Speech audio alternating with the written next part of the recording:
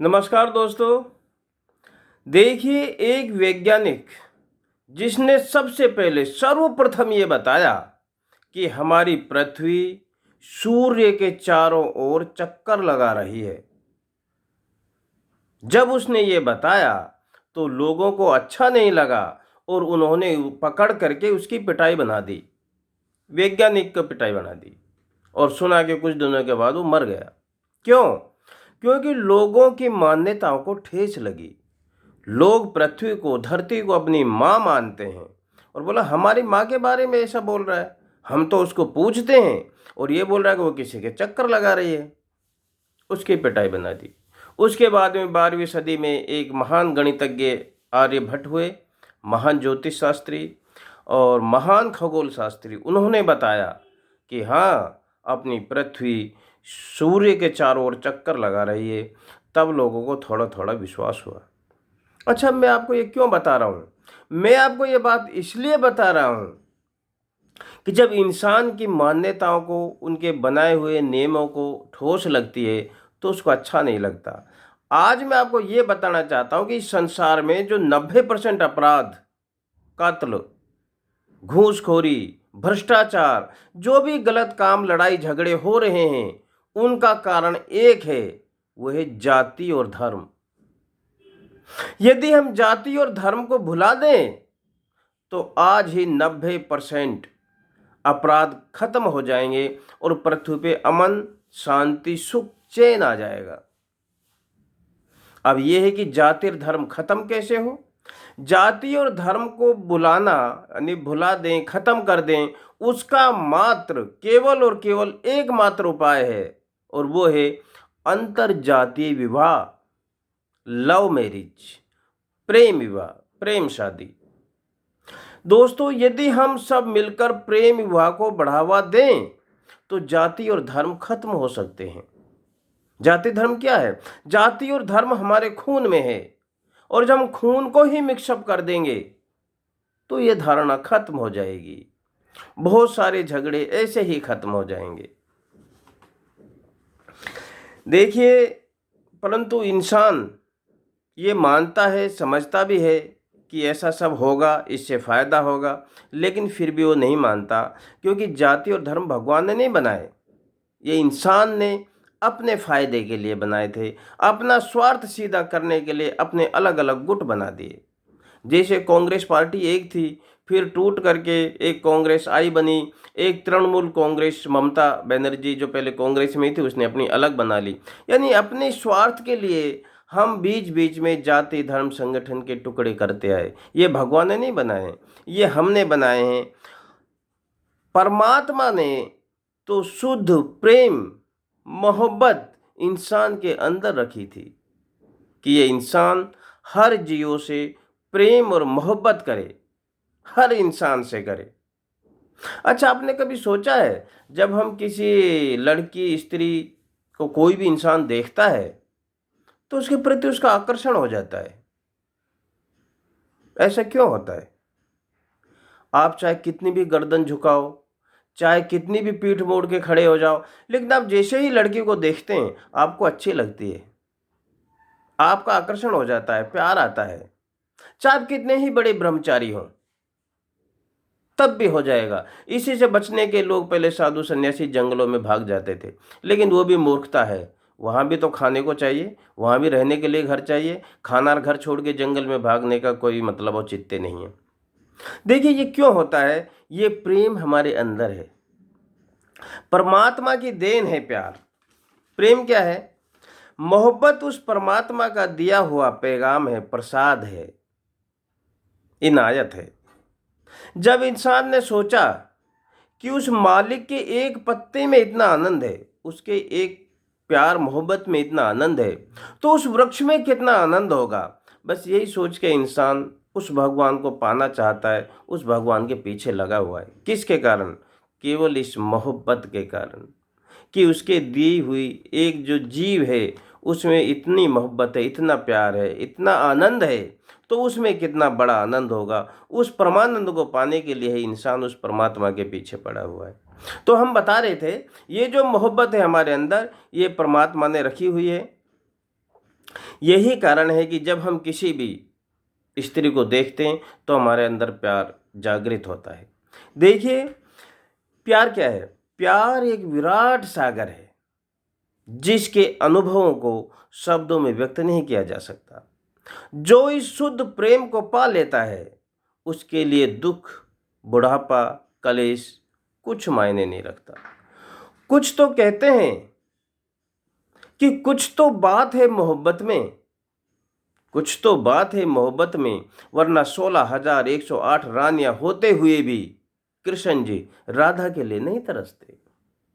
कुछ तो है मोहब्बत में। क्यों है? क्योंकि ये परमात्मा की दी हुई मोहब्बत है। जिसे हम बोलते हैं कोई किसी से कर रहा है तो उसको गलत बताते हैं कि गलत काम कर रहा है। अरे, परमात्मा की दी हुई चीज गलत कैसे हो सकती है? यही सोचकर मंदिर और मस्जिद भी दंग हैं। ये सोचकर, ये दुनिया को देख कर के मंदिर और मस्जिद भी दंग हैं कि हमें खबर भी नहीं और हमारी ही जंग है। मोहब्बत को भूल गया है इंसान। आपको किसी से प्यार हो गया मगर उधर दूसरी तरफ से मंजूर नहीं है तो इसको प्यार मोहब्बत नहीं कहते। ये गुनाह है, अपराध है। पार्क और होटलों तक जाने को जो मन बहलाव करते हैं आजकल बच्चे, इसको मोहब्बत नहीं कहते। लोग इसी को मोहब्बत कह लेते हैं। इश्क की दो चार बातें कर लेते हैं तो उसी को लोग मोहब्बत कहने लगते हैं। नहीं, इसको मोहब्बत नहीं कहते। और कम उम्र में जो आकर्षण हो जाता है उसको भी लोग मोहब्बत का नाम दे देते हैं। नहीं, इसको मोहब्बत नहीं कहते। मोहब्बत बहुत बड़ी चीज़ है दोस्तों।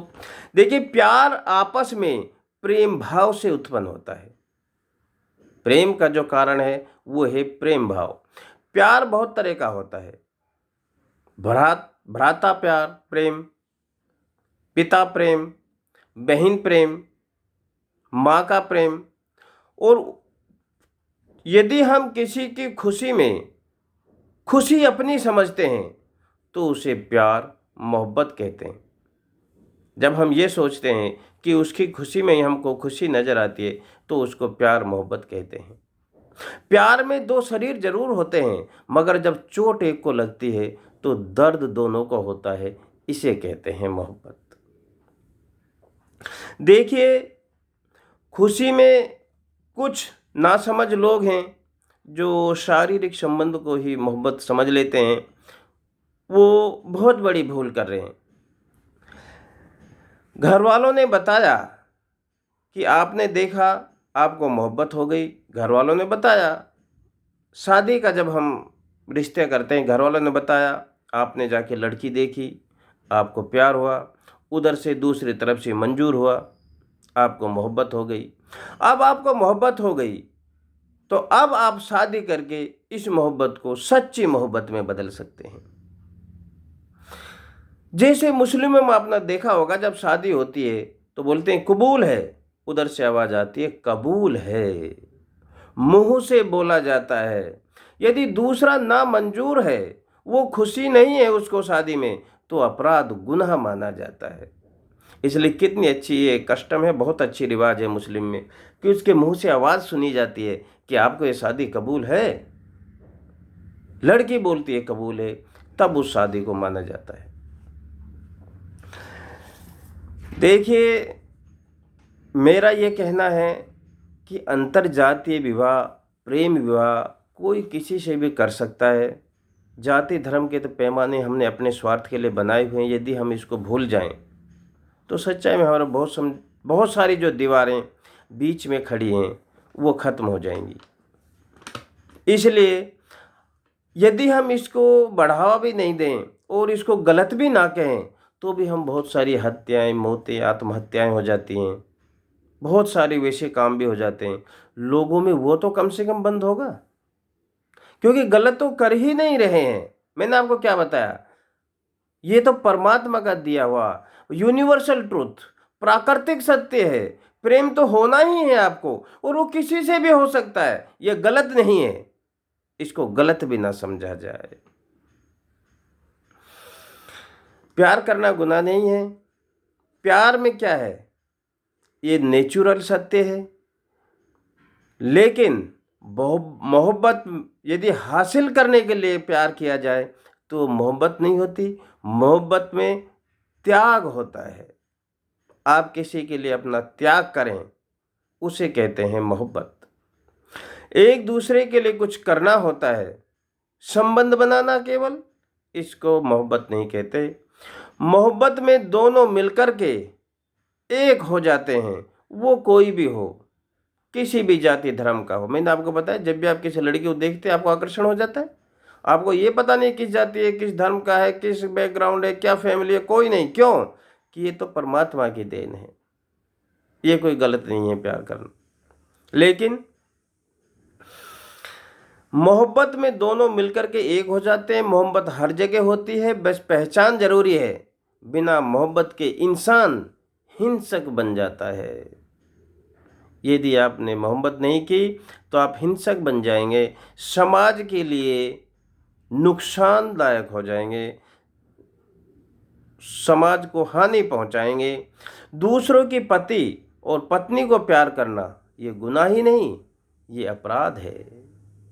जब परमात्मा ने सबसे पहले यहाँ पर सृष्टि की उत्पत्ति करनी चाहिए तो सती, तो आपने देखा होगा मनु और शतरूपा, जिसको हव्वा देवी कहते हैं, उन दोनों में प्यार उत्पन्न करने के लिए उनको सेव दिया। जब उन्होंने सेव खाया तो उनके बीच मोहब्बत उत्पन्न हो गई और उन्होंने मोहब्बत की प्यार किया, जिससे संतान उत्पत्ति शुरू हुई और सृष्टि की रचना हुई। सेव किसने दिया? परमात्मा ने। सेव क्या है? वो मोहब्बत का प्रतीक है। यानी ये मोहब्बत हमारे अंदर परमात्मा ने दी है। इसलिए इसे गलत ना समझें। मोहब्बत कभी भी किसी से की जा सकती है, करनी चाहिए। बंधनों में, शर्तों में मोहब्बत नहीं होती। ये परमात्मा का बहुत बड़ा पैगाम है। तो अंतरजातीय विवाह को यदि हम बढ़ावा देते हैं तो हम हमारे समाज, अच्छे समाज का निर्माण करते हैं। आज इतना ही। जय हिंद।